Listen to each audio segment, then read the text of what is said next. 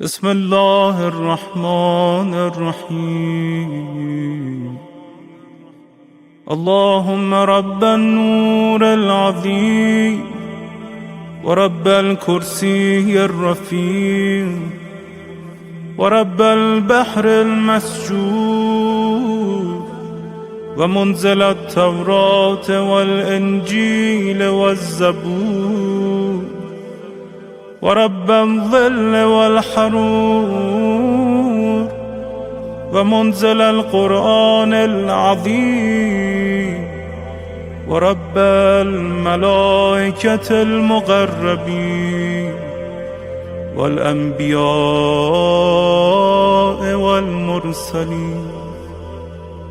اللهم إني أسألك بوجهك الكريم وبنور وجهك المنير وملكك القديم يا حي يا قيوم.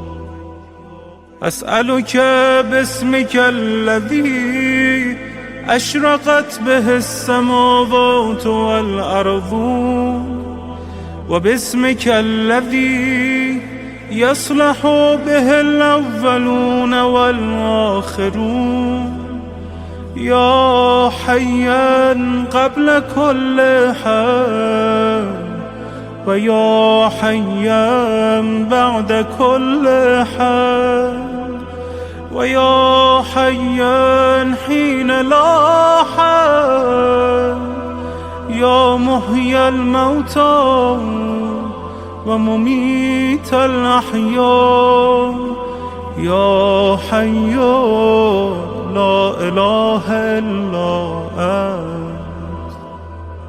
اللهم بلغ مولانا الإمام الهادي المهدي القائم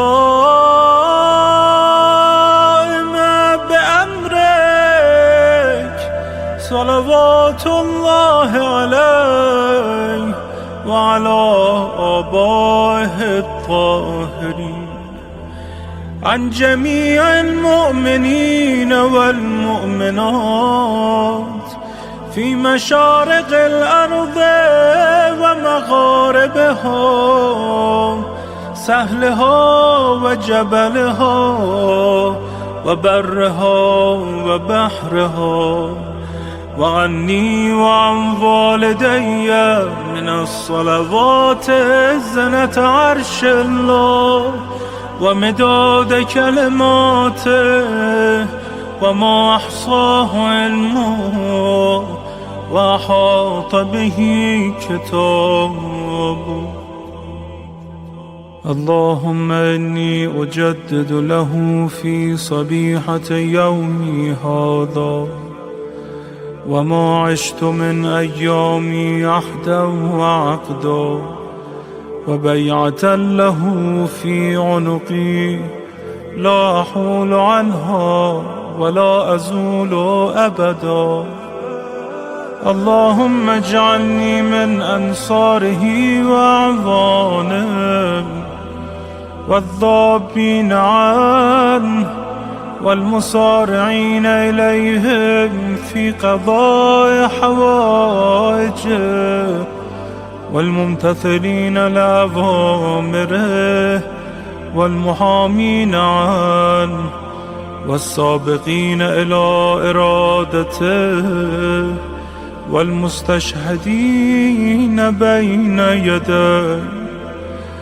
اللهم إن حال بيني وبينه الموت الذي جعلته على عبادك حتما مقضيا فأخرجني من قبري مؤتزرا كفني شاهرا سيفي مجردا قناتي ملبيا دعوة الداعي في الحاضر والبادي. اللهم أرنا الطلعة الرشيدة والغرة الحميدة، وجه ناظري بنظرة مني إلي، وعجل فرجه وسهل مخرجه، وأوسع منهجه، واسلك بي محجته، وأنفذ أمره، واشدد أزره، واعمر اللهم به بلادك، واحي به عبادك، فإنك قلت وقولك الحق، ظهر الفساد في البر والبحر بما كسبت أيدي الناس، فأظهر اللهم لنا وليك وابن بنت نبيك المسمى باسم رسولك، حتى لا يظفر بشيء من الباطل إلا مزقه، ويحق الحق ويحققه، واجعله اللهم مفزعا لمظلوم عبادك، وناصرا لمن لا يجد له ناصرا غيرك، ومجددا لما عطل من أحكام كتابك، ومشيدا لما ورد من أعلام دينك وسنن نبيك صلى الله عليه وآله، واجعله اللهم ممن حصنته من بأس المعتدين. اللهم وسر نبيك محمدا صلى الله عليه وآله برؤيته ومن تبعه على دعوته، وارحم استكانتنا بعده. اللهم اكشف هذه الغمة عن هذه الأمة بحضوره، وعجل لنا ظهوره، إنهم يرونه بعيدا ونراه قريبا، برحمتك يا أرحم الراحمين. العجل العجل